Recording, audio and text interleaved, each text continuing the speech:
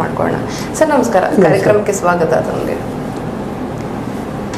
ವೀಕ್ಷಕರೇ, ತಮಗೆಲ್ಲ ಗೊತ್ತಿರೋ ಹಾಗೆ ನಮ್ಮ ರಾಜ್ಯದಲ್ಲಿ ಸದ್ದು ಮಾಡಿದ್ದಂತಹ ವಾಲ್ಮೀಕಿ ನಿಗಮದ ಹಗರಣ ಅಥವಾ ಭ್ರಷ್ಟಾಚಾರದ ವಿಷಯ ಏನು ಸಾಕಷ್ಟು ಸದ್ದು ಮಾಡಿತ್ತು. ಜೊತೆಗೆ ಸಚಿವರಾಗಿದ್ದ ನಾಗೇಂದ್ರ ಅವರ ರಾಜೀನಾಮೆ ಮಟ್ಟಕ್ಕೆ ಆ ವಿಚಾರ ಬೆಳೆಯುತ್ತೆ.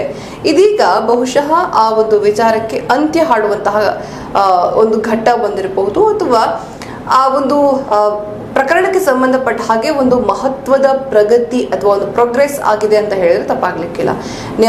ಇವತ್ತು ಒಬ್ಬ ಸತ್ಯನಾರಾಯಣ ಸ್ವಾಮಿ ಅನ್ನುವಂಥವನು ಹೈದರಾಬಾದ್ನಲ್ಲಿ ಬಂಧನಕ್ಕೊಳಗಾಗ್ತಾನೆ. ಈತ ಸುಮಾರು 18 ಖಾತೆಗಳನ್ನು ಹೊಂದಿದ್ದ, ನಕಲಿ ಬ್ಯಾಂಕ್ ಖಾತೆಗಳನ್ನು ಹೊಂದಿದ್ದ ಅನ್ನೋದು ಗೊತ್ತಾಗುತ್ತೆ. ಅಂದ್ರೆ ಈ ವಾಲ್ಮೀಕಿ ನಿಗಮದಿಂದ ಇನ್ನು ಬೇರೆ ಬೇರೆ ಅಕೌಂಟ್ಗಳಿಗೆ ಟ್ರಾನ್ಸಾಕ್ಷನ್ಸ್ ಆಗಿದ್ವು. 94 ಕೋಟಿಗಿಂತಲೂ ಅಧಿಕ ಹಣ ಟ್ರಾನ್ಸಾಕ್ಷನ್ ಆಗಿದೆ ಅಂತ ಹೇಳ್ತಾ ಇದ್ರು. ಸೊ ಈ ಒಂದು ಖಾತೆಗಳು ಯಾರ್ದು, ಎಲ್ಲಿಂದ ಆಪರೇಟ್ ಮಾಡ್ತಾ ಇದ್ರು, ಎಲ್ಲೆಲ್ಲಿ ಇದಾವೆ ಅಂತೆಲ್ಲ ಅದನ್ನ ತನಿಖೆ ನಡೆಸಿದಾಗ SIT ತಂಡಕ್ಕೆ ಈ ಒಬ್ಬ ವ್ಯಕ್ತಿ ಸಿಕ್ಕಿ ಬಿದ್ದಿದ್ದಾನೆ. ಇನ್ನು ಈತನಿಂದ ಸರಿಸುಮಾರು 16 kg ಚಿನ್ನ ಜೊತೆಗೆ 10 ಕೋಟಿ ಹಣ ಪೊಲೀಸರು ಜಪ್ತಿ ಮಾಡಿಕೊಂಡಿದ್ದಾರೆ.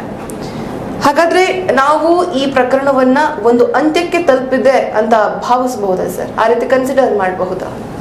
ನೋಡ್ಬೇಕ್ರಿ ಅದನ್ನು. ಯಾಕೆಪ್ಪ ಅಂದ್ರೆ ಪೂರ್ತಿ ಇನ್ನೂ ಎನ್ಕ್ವೈರಿ ಮುಗಿದಿಲ್ಲ. ಇನ್ನೂ ಇದರಲ್ಲಿ ಯಾರ್ಯಾರು ಇದ್ದಾರೆ ನಾವು ಆರೋಪ ಮಾಡ್ತಾ ಇದ್ದೀವಿ. ಆರೋಪ ಪ್ರತ್ಯಾರೋಪ ಸಾಮಾನ್ಯ.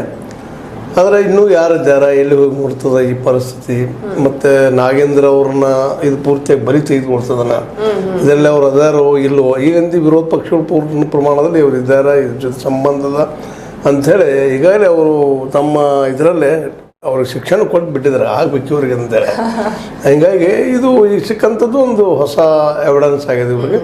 ಅದರ ಮೂಲಕ ಈಗ ಇನ್ನೂ ಉಳಿದ ಅಮೌಂಟ್ ಎಲ್ಲಿ ಹೋಯ್ತು, ಒಂದು ದೊಡ್ಡ ಪ್ರಮಾಣದ ದುಡ್ಡು ಅದ, ಯಾರು ಹೊಡೆದ್ರು ಎಂತೂ ಏನು ಇನ್ನು ಅವ್ರ ಬಾಯಿ ಬಿಟ್ಟಾಗ ಗೊತ್ತಾಗುವಂಥ ವಿಷಯ. ಅವ್ರು ಎಷ್ಟು ಮಟ್ಟಿಗೆ ಬಾಯಿ ಬಿಡ್ತಾರ ಅಂತ ಹೇಳಿಕ್ಕೆ ಆಗೋದಿಲ್ಲ. ಯಾಕೆ ಇಲ್ಲಿವರೆಗೆ ಅಂಥ ಶಿಕ್ಷೆಗಳಾಗಿದ್ದು ನೋಡ್ರಿ. ಈಗ ರೆಡ್ ಹ್ಯಾಂಡ್ ಆಗಿ ಸಿಕ್ಕಂಥದ್ದು ಹಿಂದೊಬ್ಬರು ನಮ್ಮ BJP ಸರ್ಕಾರದಲ್ಲಿ ಇದ್ದಂಥವರು ಮಿನಿಸ್ಟರ್ ಇದ್ದಂಥವ್ರು, ಅವ್ರಿಗೂ ಕೊನೆಗೆ ಎಲ್ಲಿ ಏನಾಯಿತು 6 ಕೋಟಿನ 8 ಕೋಟಿ ರೂಪಾಯಿ ಸಿಕ್ಕಿದ್ದು ಅವ್ರು ರೆಡ್ ಹ್ಯಾಂಡ್ ಆಗಿ. ಅದು ಇವತ್ತಿಗೂ ಸಹಿತ ಅದರ ಸದ್ದಿಲ್ಲ. ಹೀಗೆ ಎಷ್ಟೋ ಇಂಥವು ಆಗಿ ಹೋಗಿದ್ದಾವೆ. ಇವನು CBI ಕೈಗಳು ಸಾಕಷ್ಟು ಸಿಕ್ಕೊಂಡಿದ್ದಾವೆ. ಬಟ್ ಅದು ಯಾರ್ದು ಹಣ, ಎಲ್ಲಿ ಹಣ ಅನ್ನೋದು ಇಲ್ಲಿವರೆಗೆ ಸಿಗ್ತಾನೂ ಇಲ್ಲ. ಮತ್ತು ಭಾಳಷ್ಟು ಜನ ಇದನ್ನು ತಪ್ಪಿಸ್ಕೊಂಡು ಹೋಗ್ತಾ ಇರ್ತಾರೆ. ಅದರಲ್ಲಿ ಇವರೊಬ್ರು ಆಗ್ಬೋದೇನೋ. ಯಾಕೆ ಅಂತಂದ್ರೆ ವಿಶೇಷವಾಗಿ ದೊಡ್ಡ ದೊಡ್ಡ ತಿಮಿಂಗಿಗಳು ಏನಿರ್ತಾರೆ ಅವ್ರು ಸಿಕ್ಕಾಕೊಳ್ಳೋದಿಲ್ಲ ಈ ಬರಿ ಒಳಗೆ, ಬರೀನ ತೊಗೊಂಡು ಹೋಗಿಬಿಡ್ತಾರೆ ಅವ್ರದ್ರ ಜೊತೆಗೆ. ಹೀಗಾಗಿ ನಾಗೇಂದ್ರ ಅವರು ಈ ಥರ ಸಿಗ್ತಾರೆ ಅನ್ನೋದು ಇನ್ನೂ ನೋಡ್ಬೇಕು. ಅದನ್ನು ಸಿಕ್ಕಿದ್ದಾರೆ ಅಂದ್ರೆ ಅವ್ರು ಯಾರು ಹೆಸರು ಹೇಳ್ತಾರೆ, ದಾರಿ ತಪ್ಪಿಸ್ತಾರೆ, ಏನೋ ಮಾಡ್ತಾರೆ, ಏನೋ ಒಂದು ರೀತಿಯಿಂದ ನೋಡ್ಬೇಕಾದ್ರೆ ಇದರ ಬದಲಾಗಿ. ಆದರೂ ಅಷ್ಟು ಭರವಸೆ ಅಂತೂ ಇಲ್ಲ. ಬಟ್ ಪ್ರಯತ್ನ ಮಾತ್ರ ಮಾಡ್ತಾ ಇದ್ದಾರೆ. ಒಂದು ಹಂತಕ್ಕೆ ಬಂದಿದ್ದಾರೆ. ಇನ್ನೂ ಮುಂದಿನ ಹಂತಕ್ಕೂ ಅಷ್ಟೇ ಕಷ್ಟ. ಓಕೆ, ಇವಾಗ ನಾಗೇಂದ್ರ ಅವರು ಇನ್ನು ರಾಜೀನಾಮೆ ಕೊಟ್ಟರು. ಇದೀಗ ಈ ವ್ಯಕ್ತಿ ಸಿಕ್ಕಾಕೊಂಡಿರೋ ಕಾರಣದಿಂದಾಗಿ ನೋಡಿದ್ರಲ್ವಾ, ನಾನು ಅದ್ರಲ್ಲಿ ಏನು ಇನ್ವಾಲ್ವ್ಮೆಂಟ್ ಇಲ್ಲ, ನಂದು ಆರೋಪಿನೇ ಬೇರೆ, ಆ ಕೃತ್ಯವನ್ನ ಮಾಡಿದಂಥವನೇ ಬೇರೆ ಅಂತ ಹೇಳಿ ಮತ್ತೆ ವಾಪಸ್ ಆ ಸ್ಥಾನವನ್ನು ಪಡೆದುಕೊಳ್ಳುವಲ್ಲಿ ಯಶಸ್ಸಾಗ್ತಾರ ಹೇಗೆ? ಅದು ಸ್ಥಾನವನ್ನು ಈ ಸಂದರ್ಭದಲ್ಲಿ ಆಗ್ತದಿಲ್ಲೋ ಹೇಳಿಕ್ಕಾಗಲ್ಲ ರೀ. ಯಾಕೆಂತಂದ್ರೆ ಅದು ಪೂರ್ಣ ಪ್ರಮಾಣದಲ್ಲಿ ಇನ್ನೂ ಅದು ಎನ್ಕ್ವೈರಿ ಆಗಿ ಒಂದು ಹಂತಕ್ಕೆ ಬರಬೇಕಲ್ರಿ.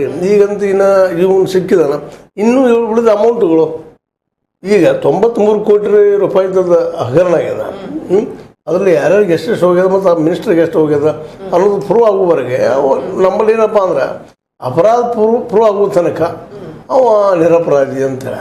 ಈಗಾಗಲೇ ನೀವು ಎಂಥ ಒಂದು ಮೊನ್ನೆ ನಮ್ಮ ಪ್ರಜ್ವಲ್ ಕೇಸಲ್ಲಿ ನೋಡಿದ್ರೆ ನೀವು ಸ್ವತಃ ಇವತ್ತಿನ ಮಿನಿಸ್ಟರ್ ಆಗಿದ್ದಾರೆ ಸೆಂಟ್ರಲ್ ಉಕ್ಕು ಮತ್ತು ಸ್ಟೀಲಿದ್ದು ಕುಮಾರಸ್ವಾಮಿಗಳು, ಅವರು ನಮ್ಮ ಮಗ ಅಪರಾಧಿ ಅಲ್ಲ, ಎಲ್ಲಿವರೆಗೆ ಅದು ಪ್ರೂವ್ ಆಗೋದಿಲ್ಲ ಅಲ್ಲಿವರೆಗೆ ಅಂತ.